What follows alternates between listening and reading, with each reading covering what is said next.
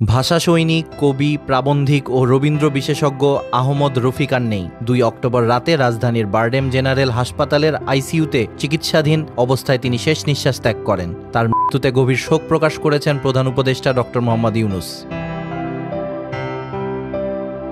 শোকবার্তায় প্রধান উপদেষ্টা বলেন, আহমদ রফিক ছিলেন ভাষা আন্দোলনের এক অগ্রগণ্য সাক্ষী ও সংগ্রামী কণ্ঠস্বর। একই সঙ্গে তিনি ছিলেন অনন্য সাধারণ কবি, প্রাবন্ধিক, গবেষক ও রবীন্দ্র তত্ত্ব চর্চার দিশারি। শতাধিক গ্রন্থ রচনা ও সম্পাদনার মাধ্যমে তিনি বাংলা সাহিত্য, সংস্কৃতি ও ভাষা আন্দোলনের ইতিহাসকে সমৃদ্ধ করেছেন।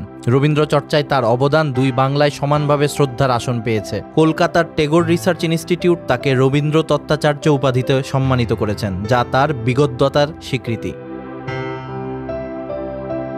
ডক্টর ইউনূস আরও বলেন, দেশের সংস্কৃতি ও মুক্তচিন্তার জগতে আহমদ রফিকের প্রয়াণ এক অপূরণীয় ক্ষতি। দৃষ্টিশক্তি ও শারীরিক অসুস্থতা সত্ত্বেও তিনি শেষ দিন পর্যন্ত জ্ঞানের আলো ছড়িয়ে গেছেন।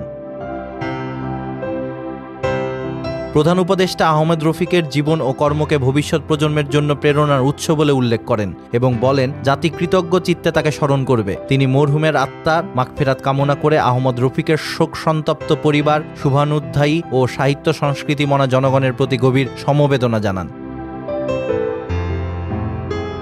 আহমদ রফিক ছিলেন বহুমাত্রিক প্রতিভার অধিকারী। তিনি ভাষা আন্দোলনের সক্রিয় অংশগ্রহণকারী হিসেবে ইতিহাসের সাক্ষী হয়ে ওঠেন। কবিতা, প্রবন্ধ ও গবেষণায় তার অবদান বাংলা সাহিত্যকে করেছে সমৃদ্ধ। বিশেষ করে রবীন্দ্র চর্চায় তিনি এক অনন্য উচ্চতায় পৌঁছান। তার লেখা ও সম্পাদিত শতাধিক গ্রন্থ বাংলা সাহিত্য, সংস্কৃতি এবং মুক্তচিন্তার চর্চাকে নতুন মাত্রা দিয়েছে।